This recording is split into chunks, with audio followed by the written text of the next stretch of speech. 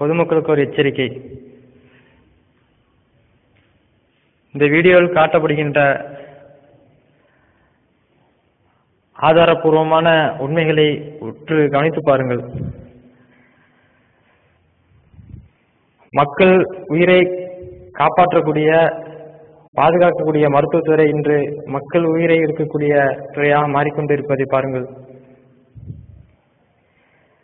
சிறுநீரகம் பாதிக்கப்பட்டு பல கஷ்டங்களுக்கும் இன்னலுக்கும் ஆளாகப்பட்டு கொண்டிருக்கின்ற சிறுநீரக நோயாளிகளை அலட்சியத்தின் காரணமாக அவர்கள் உயிர் போவதற்கு இந்த மருத்துவர்கள் காரணமாக இருக்கின்றார்கள். இதில் காட்டப்படுகின்ற வீடியோ அதற்கு ஆதாரமாகும். கெட்டுப்போன டயாலிசிஸ் மிஷினை வைத்துக்கொண்டு மக்களை ஏமாற்றி மக்களுடைய உயிரையும் எடுத்துக்கொண்டு மக்களுடைய உயிரையும் பறித்து அவருடைய பணத்தையும் பறித்து மக்களை சிறுநீரக நோயாளிகளை கொடுமைப்படுத்தும் சம்பவங்கள் காட்டப்பட்டுள்ளது. கெட்டுப்போன மிஷின் பயன்படுத்தி சிறுநீரக நோயாளிகளுக்கு டயாலிசிஸ் செய்வதனால் உடல் ரீதியாக பாதிப்பு ஏற்பட்டு அவர்கள் இறக்கக்கூடிய வாய்ப்பு ஏற்படுகின்றது. எனவே இந்த வீடியோவை பார்த்து இதை பார்க்கக்கூடிய மக்கள் விழிப்புணர்வு இருந்தும் இதன் மீது தக்க நடவடிக்கை எடுப்பதற்கும் மக்கள் முன்வர வேண்டும். மேலும் இந்த அரசாங்கம் முன்வர வேண்டும். மருத்துவத்துறை செய்கின்ற இந்த தவறுகளை மறைத்து மருத்துவர்கள் தப்பித்துக் கொள்கின்றார்கள். இதில் காட்டப்பட்டுள்ள மிஷின்கள் கெட்டுப்போன மிஷின்கள், நின்று ஓடக்கூடிய மிஷின்கள். இதனால் நோயாளியின் இருதயம் பாதிக்கப்படுகின்றது, இரத்தம் உறையப்படுகின்றது. எனவே இதன் மீது தக்க நடவடிக்கை இந்த தமிழக அரசாங்கம் எடுக்க வேண்டும் என்று நாங்கள் கேட்டுக்கொள்கின்றோம்.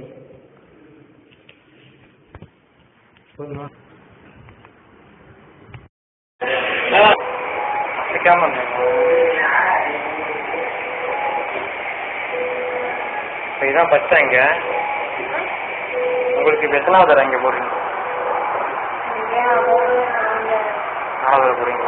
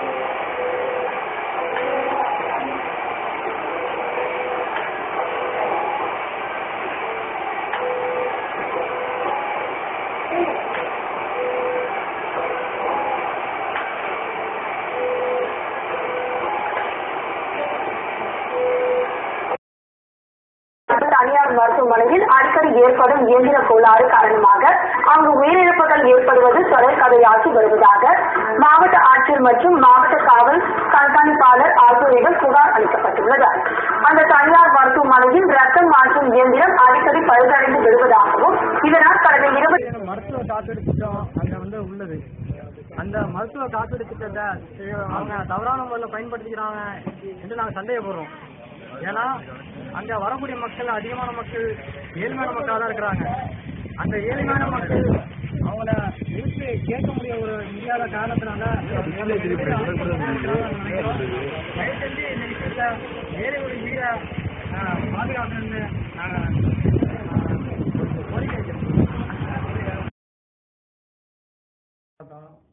திருவாரூர் ஒன்றியம் மடான்குடி கிராமம். என் பேர் வீரமணி. எனக்கு 2 கிட்னி பாதிச்சு சென்னையில் பார்த்துட்டு இருந்தேன். பார்த்த பிறகு திருவாரூர் டிஎம்சி வந்துட்டேன். திருவாரூர் டிஎம்சியில் பார்த்துட்டு இருக்கும்போது 1 மாதமாக தான் பண்ணிகிட்டு இருந்தேன். பண்ணிகிட்டு இருக்கும்போது மிஷின் ரிப்பேர் ஆகி போனதுனால எனக்கு ரத்தம் பிளாட் ஆகிடுச்சு. இது மாதிரியே ஒரு 10 பேர் இறந்துட்டாங்க. இது அதனால் ஜிஹெச்சில் மிஷின் இருக்குங்கிறாங்க, அதையும் ஆரம்பிக்கல. இந்த மாதிரி வியாதி உள்ளவங்களுக்கு இப்போ ரொம்ப கஷ்டமாக இருக்குது. இப்போ எனக்கு இங்கே சென்னையில் வைத்தியம் பார்த்துக்கிட்டு இருக்கேன், டயாலிசிஸ் பண்ணிகிட்டு இருக்கேன். கையில் தீபாவளி இது போட்டிருக்கு, கையில் போட்டு கழுத்துலையும் போட்டிருக்கு. இப்போ டயாலிசிஸ் பண்ணிகிட்டு இருக்கேன். அதுக்கு 1 லட்ச ரூபா செலவாயிடுச்சு. நான் ரொம்ப சிரமத்தில் பாதிக்கப்பட்டிருக்கிறேன். நினைக்க ரொம்ப சிரமமான சூழ்நிலையில் இருந்துகிட்ருக்கேன். இதுக்கு ஏதாவது ஆவணம் செய்யும் மாதிரி கேட்டுக்கொள்கிறேன்.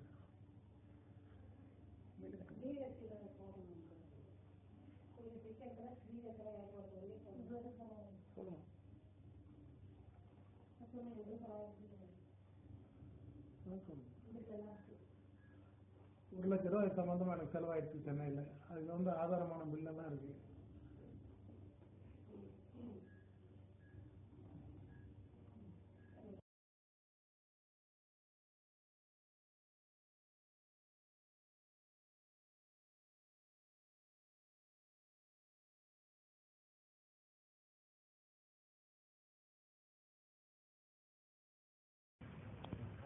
வணக்கம். நான் கோடூர்லேருந்து செந்தில் பேசுகிறேன். என் மனைவி பேர் மீனா. கிட்னி ப்ராப்ளத்தினால கிட்னி வியாதினால ரொம்ப சிரமப்பட்டுக்கிட்டு இருந்தாங்க. டிஎம்சி மருத்துவமனை நாங்கள் ட்ரீட்மெண்ட் எடுத்துக்கிட்டு இருந்தோம். சுமார் ஒரு 6 மாத காலமாக எடுத்துக்கிட்டு இருந்தோம். டயாலிசிஸ் அங்கே தான் பண்ணிக்கிட்டு இருந்தோம். எங்களுக்கு முன்னாடியே ஒரு 10-15 பேர் இறந்து போயிட்டாங்க. என் மனைவி ஒரு பதத்தோடு தான் நாங்களும் டயாலிசிஸ் பண்ணிக்கிட்டு இருந்தோம். ஆனால் என் ஒய்ஃப் இறந்ததுக்கு அப்புறம் தான் நாங்கள் ஒரு விசாரணை பண்ணி பார்த்ததில் அது சரியான முறையில் அந்த மிஷினை இயங்கலை. அடிக்கடி பழுது ஏற்பட்டுக்கிட்டே இருக்குதோம். திடீர்னு யூபிஎஸ் வேலை செய்யாது. அப்போ நாங்கள் தவித்து போய் நிற்போம். தஞ்சாவூர் விட்டாக்கா எங்களுக்கு வேறு வழியே கிடையாது. அப்படியெல்லாம் நாங்கள் ட்ரீட்மெண்ட் எடுத்துகிட்டு இருந்தோம். கடைசியில் பார்த்தாக்கா அந்த மிஷின் யூரியா கிரேட்டின் இதெல்லாம் சரியாக எடுக்கிறதுனால மூச்சு திணறல் அடிக்கடி ஏற்படும். வாரத்துக்கு 2 தடவை நாங்கள் டயாலிசிஸ் பண்ணிகிட்டு இருப்போம். அப்படி பண்ணிகிட்டு இருக்கிறதுல ரத்தம் சரியான முறையில் சுத்திகரிக்கப்படாதனால வயசு 22/11/2014 அன்று இறந்துட்டாங்க. அது இந்த நிர்வாகம் சரியான முறையில் எங்களுக்கு ட்ரீட்மெண்ட் எடுக்கலை. அப்புறம் அது இனிமேலாம் அந்த ரத்த உயிரிழப்பு நடக்காத அளவுக்கு இனிமேல் அதுக்கு நடவடிக்கை எடுக்கும்படி கேட்டுக்கிறேன். 2 கிட்னி ஃபெயிலியர் ஆகி சென்னையில் குமரன் ஹாஸ்பிட்டல்லேருந்து நாங்கள் கொண்டுட்டு வந்தோம். இங்கே காப்பீட்டு திட்டத்தில் எங்கள் அம்மாவுக்கு பண்ணிக்கிட்டு இருந்துச்சு. ஒரு 3 மாதம் பண்ணணும். 3 மாதம் பார்த்தீங்கன்னாக்கா ஒரே தொடர் கம்ப்ளைண்ட் மேலே கம்ப்ளைண்ட் தான். மிஷின் சரியில்லாததுனால ஒரே நின்று ஓடுறது, பவர் கட் ஆகிடும். அதுக்கப்புறம் பார்த்தீங்கன்னா வாசல் சரியில்லாமல் பண்ணுறது, அப்படியே ஓடிக்கிட்டு இருந்துச்சு. 2வது அங்கே வர்ற பேஷண்ட்டெல்லாம் ரொம்ப நல்ல நிலையில் வந்தாங்க. கொஞ்சம் பேர் திடீர்னு இறந்து போயிட்டாங்க. அதுவும் பயமாக இருந்துச்சு. ஒழுங்கான லேப் டெக்னீஷியன் கிடையாது, பராமரிப்பு கிடையாது. பார்த்தீங்கன்னா பேஷண்ட்டோட அணுகுமுறை மொத்தத்தில் ஒழுங்கான முறையிலேயே இல்லை.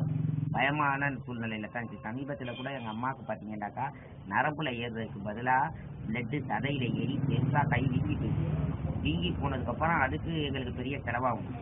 இந்த மாதிரி கம்ப்ளைண்ட் தொடர்ந்து வந்துக்கிட்டே இருந்துச்சு.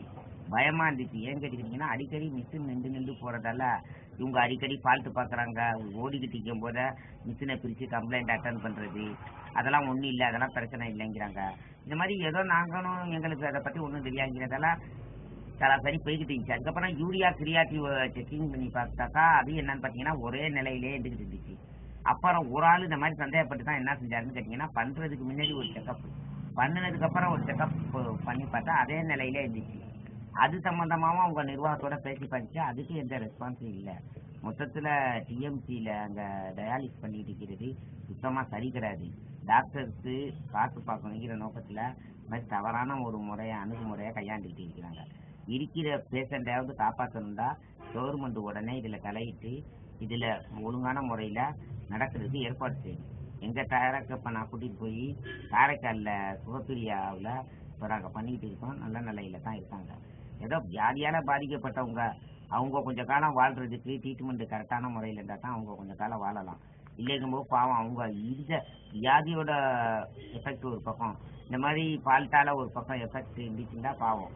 அதனால் இது சம்மந்தமாக அரசு அதிகாரிகள் உடனடியாக நடவடிக்கை எடுக்கணும்.